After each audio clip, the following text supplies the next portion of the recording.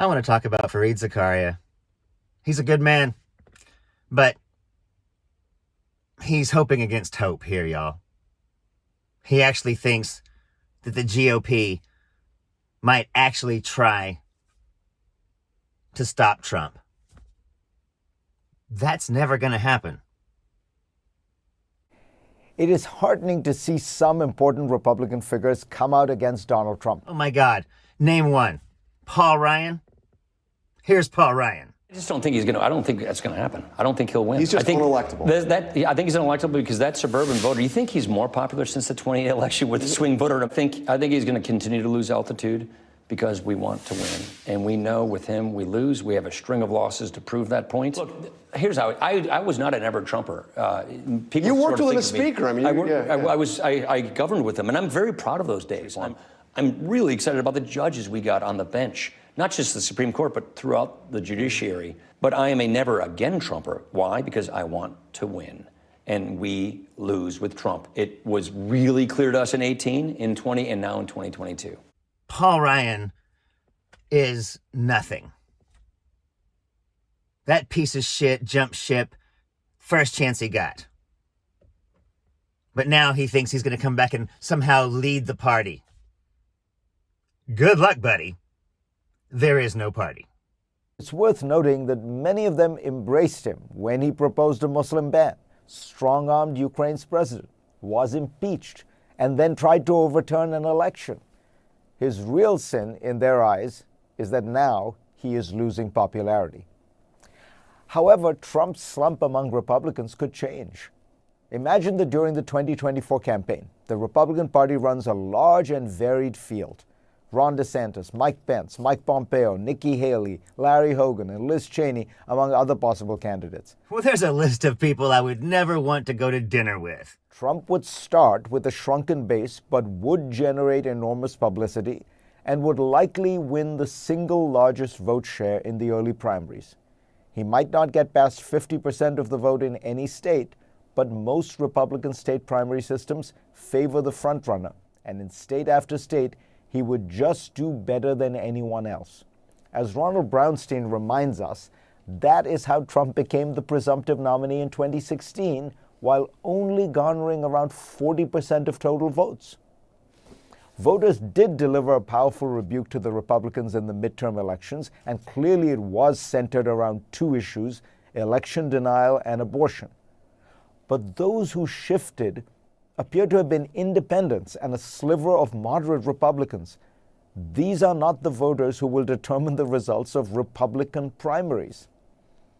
The results also don't tell us enough about a possible matchup between Trump and DeSantis. DeSantis' victory in the Florida gubernatorial race was impressive, but in the early stages of a presidential campaign, DeSantis would not be facing Trump mano a mano, but rather as one choice among many. A New York Times Siena poll from October found that almost half of likely primary voters still prefer Trump, with about a quarter favoring DeSantis and only 6% favoring Pence. DeSantis' popularity will probably have increased in recent weeks, but in a possible 2024 presidential campaign, he will be fighting for not Trump voters, and the not Trump lane of the Republican Party is going to get very crowded. Well, the people of Texas, my viewers, would like to know, what about Ted Cruz? Trump to have a revival of his fortunes, many would jump back on his bandwagon. Ted Cruz has already reserved a spot there, promising that if Trump were to get the nomination, he would enthusiastically support him. Oh, I'm sorry, I'm being stupid. Ted Cruz is a weenie. Right. Republican officials seem to be hoping that their voters will do their dirty work for them and deliver them from Trump, reversing the usual roles of leaders and followers. But it won't work. The party must put an end to its moral cowardice and finally and frontally confront the cancer within. Yeah, not here. All these fascists are all in. They are all in. Republican leaders need to explain to their voters that Trump is a demagogue who tried to undermine American democracy, which should make him an unacceptable nominee for the Republican Party. In a fascinating essay in Foreign Affairs, Barnard College scholar Sherry Berman points out that America is something of an outlier among well-established democracies.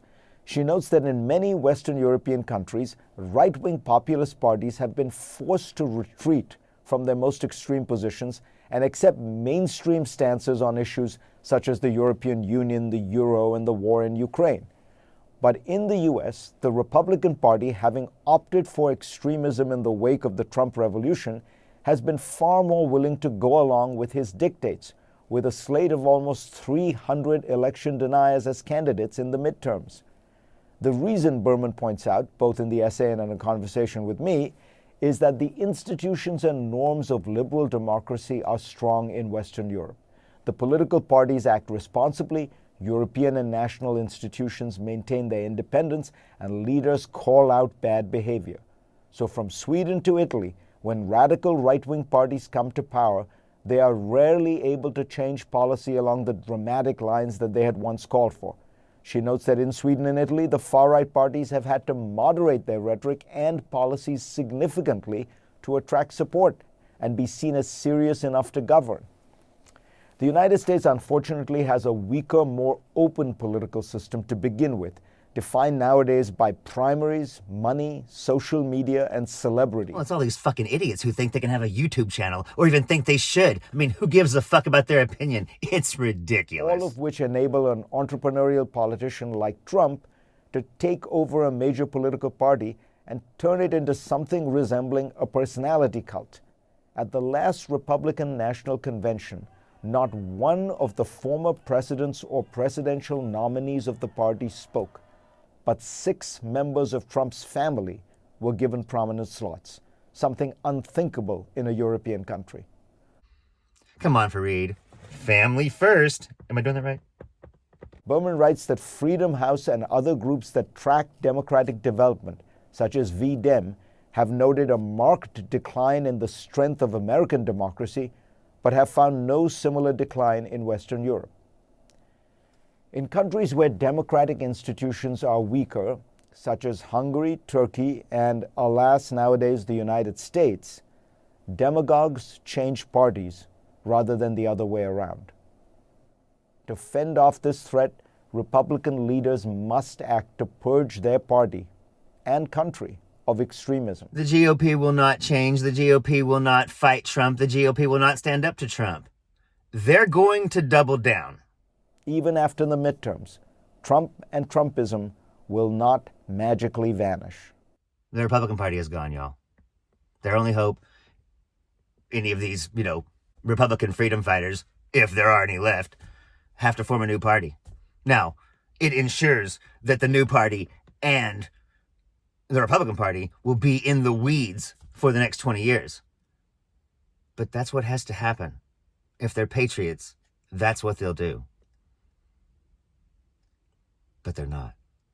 As you know, the fear that Republicans have had, and this goes back to 2015 when he first announced, the fear that they have is that Donald Trump loses the primary, but then marches across the street and declares he's an independent candidate. Then he gives the left the country, and I think he would not want to be blamed for doing that. So you think that he has the ability Look, yeah.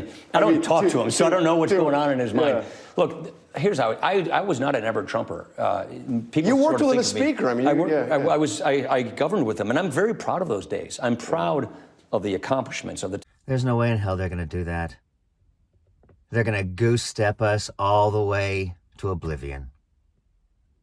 The reality is they're going to double down, and you can believe that. I'm Zakaria, Lone Star Liberal. Y'all take it easy. Folks, I'm Irish, and my people believe that if you eat a ham in the shape of your rival's head, you gain all their knowledge. Here goes.